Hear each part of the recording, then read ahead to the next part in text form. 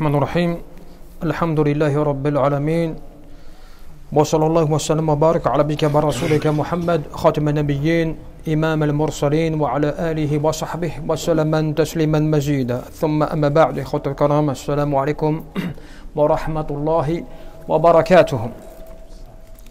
إخوة الكرام Inch'Allah, nous allons aborder aujourd'hui un sujet alhamdulillah qui est très très intéressant que l'on traduit يعني فضل يعني لوازم يعني الرجاء, le fait de confirmer ou de mettre en application cet espoir, tu vois, l'espoir que tu as vis-à-vis d'Allah subhanahu wa ta'ala. Et nous avons quelques propos des ulama par rapport à cela. Comment tu traduis l'espoir, al-raja? Comment toi qui adores Allah subhanahu wa ta'ala, tu agis pour Allah subhanahu wa ta'ala? Avec quel espoir, quel objectif? Regarde ce que l'on te dit et qui est très intéressant. وَمِمَّا يَنْبَغِي أَنْ يَعْلَمْ أَنَّ مَنَّ الرَّجَاء شيئا استلزم يعني وجاءه ثلاثة أمور. Le fait que toi, eh bien, tu aies une volonté, tu espères quelque chose, lorsque tu espères quelque chose, forcément, eh bien, cette chose-là, elle va nécessiter trois choses de ta part. Lorsque tu espères, tu vas mettre en application trois choses pour y arriver. أحدهما محبة ما يرجوه. Déjà, quand tu espères quelque chose, eh bien, tu vas avoir l'amour de cette chose. L'amour de ton espoir. Tu espères une chose, tu aimerais atteindre cette chose, n'est-ce pas? الثاني خوفه من يعني فواته. La deuxième des choses, tu vas avoir peur de la perdre, cette chose-là que tu espères, n'est-ce pas? الثالث سعيه في تحصيله بحسب الإمكان. Et la troisième des choses, qui est la dernière, eh bien, tu vas faire en sorte de le faire rapidement, de peur que cette chose-là va t'échapper. Donc tu vas essayer de faire la chose rapidement dans la mesure de tes capacités. Donc quand tu aimes une chose, quand tu veux atteindre une chose, automatiquement il y a trois choses qui se manifestent en toi. L'amour de cette chose, la peur de la perdre et le fait de vouloir la faire rapidement. Parce que sinon tu risques, eh bien, peut-être qu'elle t'échappe. D'accord? وَأَمَّا الرَّجَاءُ لَا يُقَارِنُهُ شَيْءٌ مِنْ ذَلِكَ فَهُوَ يعني من باب الأماني. Et le fait que toi, tu espères une chose, mais que tu ne fasses rien pour l'atteindre, eh bien cela rentre dans un espoir qui est vain. Tu espères des choses qui sont vaines. Tu sais que l'islam, n'est-ce pas? L'islam, ce n'est pas simplement tu espères, c'est-à-dire que tu espères sans rien faire. Tu n'agis pas. Tu espères, oui, j'aimerais bien un jour devenir pieux. J'aimerais bien un jour que Allah Azza wa Jal me pardonne tous mes péchés. J'aimerais bien être dans le plus haut niveau du paradis. Mais en même temps, tu fais rien pour. Tu n'agis pas. Eh bien, cela, c'est un espoir qui ne te sert à rien. Tu vois?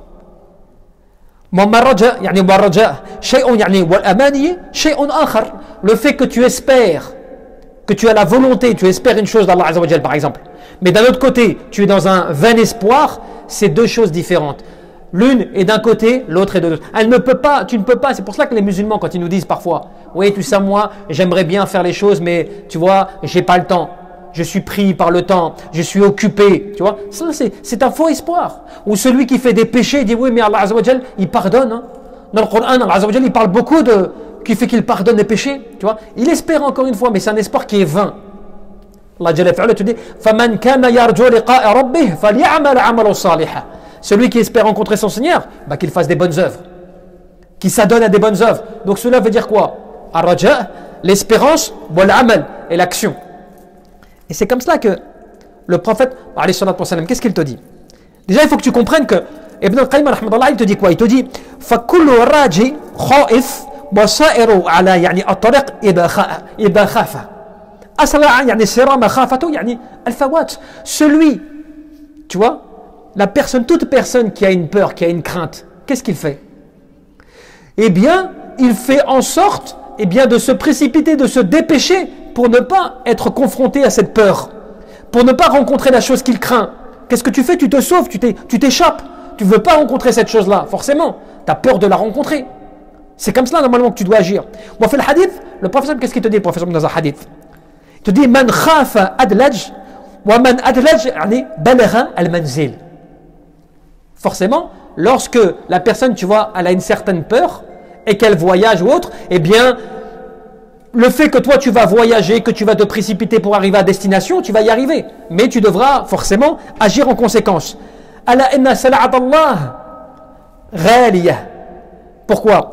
Parce que la marchandise d'Allah, le commerce d'Allah, il est coûteux. Il n'est pas gratuit, il est coûteux. Ala inna sala'at Allah al-jannah. Et le commerce d'Allah, c'est quoi? Ce n'est que le paradis. Si je puis dire que le paradis dans le sens où c'est le paradis que tu vas gagner en te précipitant pour arriver. Lorsque tu as peur la nuit et que tu voyages, qu'est-ce qui fait? Cette peur-là, elle te pousse à arriver rapidement à destination, n'est-ce pas? Quand tu es dans la nuit et que tu crains une chose dans la nuit, forcément tu ne vas pas traîner la nuit. Tu ne vas pas dire, moi je prends mon temps, tranquillement, je vais traverser une forêt, et je vais y aller doucement. Non, forcément, cette volonté de vouloir arriver rapidement à destination va te pousser, va te motiver à accélérer les pas. N'est-ce pas? Et c'est pour ça qu'on t'a dit wa huwa subhanahu wa ta'ala yani kamal ja'ala ar-raja' li ahli al-a'mal as-salihah. Fakadhalik ja'ala al-khawf li ahli al-a'mal as-salihah. Allah subhanahu wa ta'ala, il a parachevé, il a parfait les personnes qui ont une espérance vis-à-vis d'Allah Azza wa Jal, parmi ceux qui font des bonnes œuvres. Lorsque tu fais des bonnes œuvres, lorsque tu agis pour Allah Azza wa Jal, tu espères la récompense. Et pour cela, qu'est-ce que tu fais?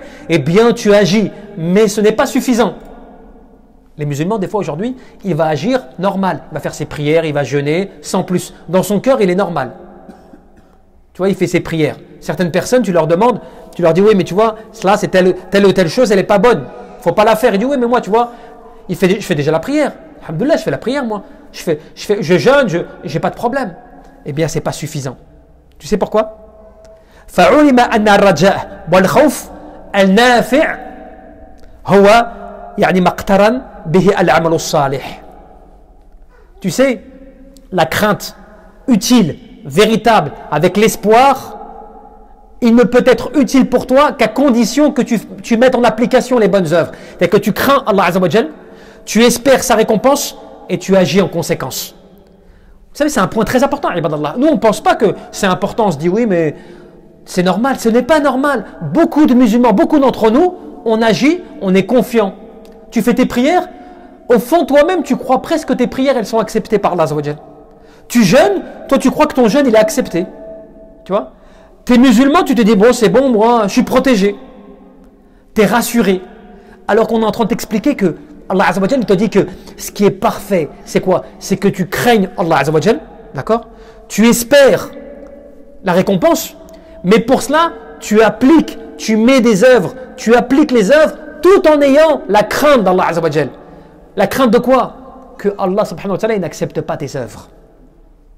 Et c'est pour cela qu'on te dit, subhanallah, قال جل في علاه في القرآن إن الذين هم من خشية ربهم مشفقون.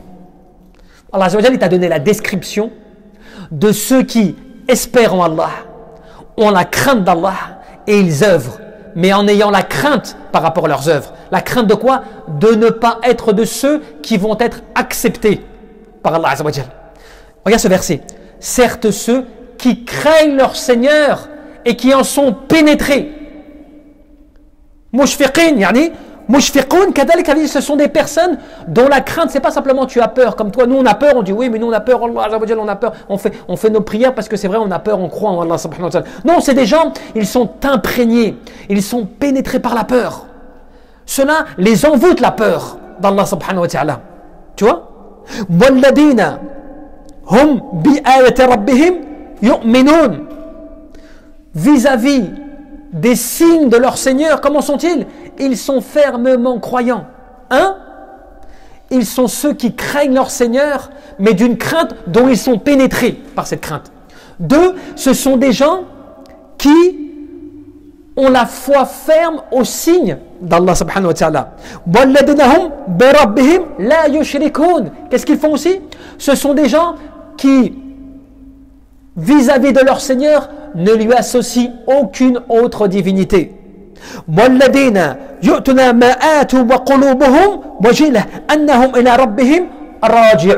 Très important. Ce sont ceux qui, mettent en application, bien sûr, ce qui leur a été commandé. Et leur cœur restent craintifs, leur cœur reste dans la peur de quoi? De savoir qu'ils vont retourner à leur Seigneur. أولئك يسارعون في الخيرات وهم لها سابقون. Et là, tu sais, ces quelques versets, ibadallah, ils sont extraordinaires ces versets. Parce qu'ils te donnent un résumé essentiel du bon musulman vis-à-vis d'Allah Azza wa Jal, comment est-ce qu'il doit être. C'est-à-dire que le dernier verset te dit quoi? Voilà ceux, regardez bien le dernier verset, de tout ce qu'on a dit au début. Voilà ceux qui se précipitent, ils se précipitent à faire le bien. Et tu les trouveras toujours parmi les premiers à le faire. Tu sais, ces versets, pour toi, si tu réfléchis, ils sont un miroir de tes propres actions. Pour nous, là, allez, on va se regarder sur ce miroir. Est-ce que je suis de ceux qui craignent Allah au point que cette crainte-là, elle me pénètre? Je la sens au plus profond de moi-même, cette crainte. J'en ai peur, elle me possède. Tu vois, elle est au-dessus de mes... Tu vois, elle possède mon cœur, subhanallah, cette crainte d'Allah Azza wa Jal. Est-ce que je suis comme cela? Est-ce que je suis de ceux dont les signes d'Allah, j'y crois fermement? Est-ce que je suis de ceux qui n'associent rien à Allah? Ashirk billah Azza wa Jal, ashirk al-akbar, wa ashirk al-khafi. Que ce soit un polythéisme majeur ou un polythéisme caché. Quel est le polythéisme caché? Tu vois, j'ai plus peur des gens qu'Allah. Je mets plus ma confiance en telle ou telle chose qu'Allah. Je pense que je vais réussir grâce à l'argent que j'ai, en oubliant que c'est Allah. C'est une forme de polythéisme caché qui s'introduit dans vos cœurs. Est-ce que tu en es comme cela? Et ceux qui mettent en application ce qui leur a été ordonné et dont leur cœur reste craintif, reste peureux par quoi? Par le fait d'imaginer de retourner à leur Seigneur. Donc ils ne sont pas rassurés. Ils ne sont pas dans l'apaisement comme nous. Nous, on est tranquille. Nous, on est bien dans nos consciences. Nous, on croit qu'on est parfait, qu'on est pieux. Nous, on en fait. Quelqu'un, il vient te conseiller. Ta prière, subhanallah, elle n'est pas bien faite. Attention. Attends, t'es qui toi? Je connais un tas. T'es alim maintenant, t'es savant toi maintenant. Toi tu pries mieux que moi toi. Il se peut que quelqu'un, il prie moins bien que toi. Écoute bien, il prie moins bien que toi. Mais s'il vient te voir et il te dit, tu vois dans ta prière tu fais ça. La réaction de celui qui est muttaqi, il va dire, attends ce qu'il me dit là, c'est vrai ou pas? Parce qu'il se peut que lui qui prie pas bien, il voit d'une chose sur toi qui n'est pas bonne, même si lui ne prie pas bien. Mais Allah Azza wa Jal a fait que cette personne qui prie pas bien, il te rappelle une chose aussi à toi que tu fais mal. Tu devrais le remercier. Subhanallah. Même si tu vois que mais l'essentiel, il m'a dit une vérité. Tu vois? Il y a un frère qui me disait tout à l'heure, il faut rappeler aux frères, des fois ils font la prière, et quand ils font leur prière, leur regard et leur tête, elles se baladent partout dans le masjid. Elles se baladent partout, ils regardent à droite, à gauche, devant. C'est la gravité de cela, ibadallah, c'est quoi? Est-ce que tu es dans ce verset?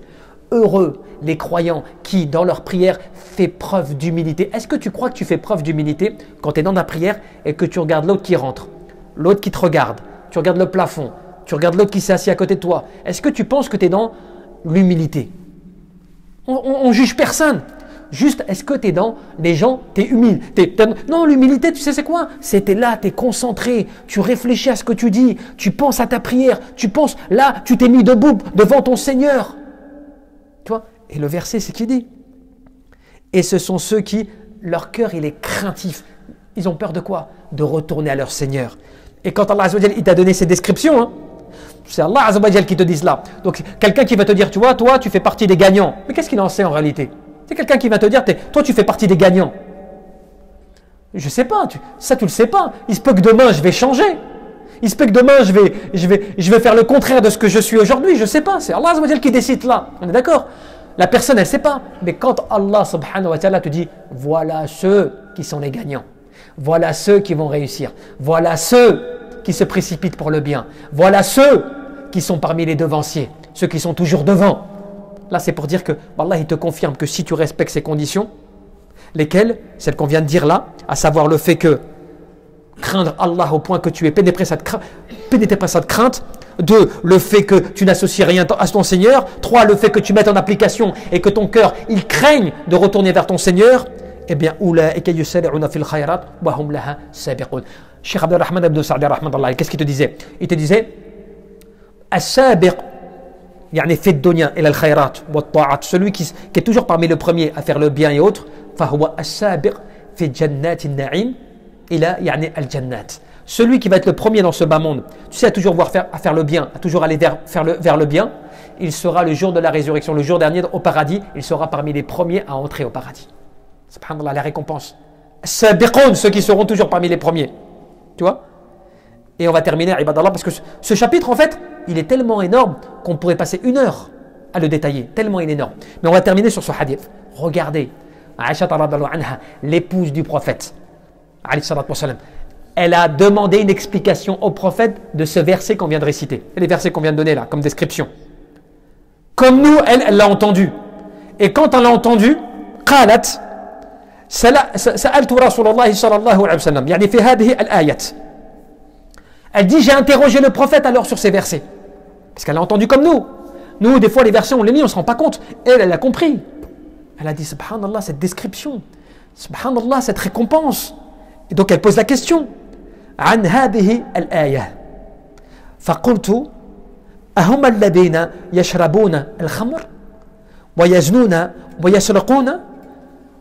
Regardez bien l'intelligence, subhanallah, de cette femme. Radhiyallahu anha. Parmi les femmes de compagnons, bien sûr, mais parmi les compagnons, comment est-ce qu'elles étaient? Regardez l'intelligence. Nous, on n'a pas capté, hein. Mais elle, quand elle a entendu cela, qu'est-ce qu'elle a compris? Ils craignent leur Seigneur au point qu'ils sont pénétrés par la crainte.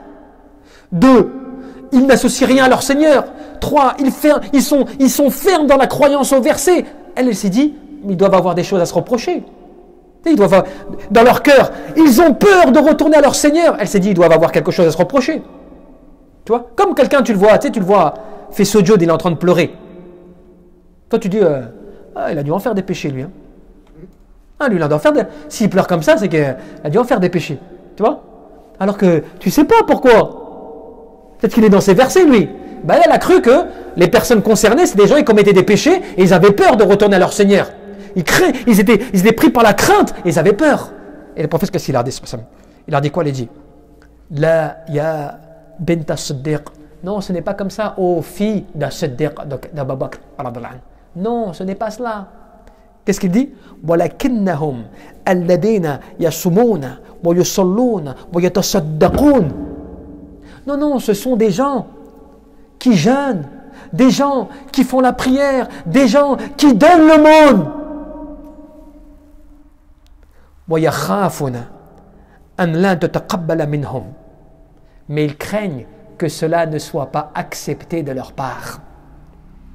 أُولَئِكَ يُسَارِعُونَ فِي الْخَيْرَاتِ. Et tellement ils ont peur, ils se précipitent à faire du bien. Allahu Akbar. Subhanallah. Tu vois, les versets, c'est ça. C'est parce que nous on croit que celui qui craint vraiment, qui pleure, qui s'en remet en cause, qui évite de tomber dans les péchés, qui se remet en cause, on croit qu'il a tellement de choses à se reprocher que c'est pour ça qu'il est comme cela. Et que toi, si tu n'es pas comme ça, c'est parce que moi, alhamdoulilah, je suis bien. Salim, alhamdoulilah, mon cœur, il est pur, moi. Je n'ai pas besoin d'en faire trop.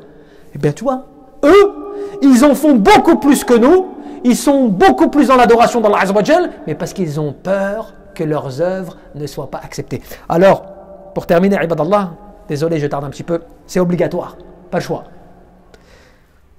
Ibn al-Qayyim, il te dit quoi? Il te dit, Wallah subhanahu wa ta'ala wasafa ahl al-sa'ada bil-ihsan ma'al khawf wa wasafa al-ashqiya bil-isa'ati ma'al amn. Il t'a dit, Allah subhanahu wa ta'ala a décrit les gens qui seront heureux, les gens qui gagneront, les gens qui vont être les bienheureux dans la félicité, ceux qui ont excellé dans l'adoration avec la crainte d'Allah Azza wa Jal. Il t'a dit, et Allah a décrit ceux qui seront les malheureux, ceux qui seront dans la détresse, et bien ceux qui ont commis des péchés et qui vivaient dans la garantie, dans l'assurance.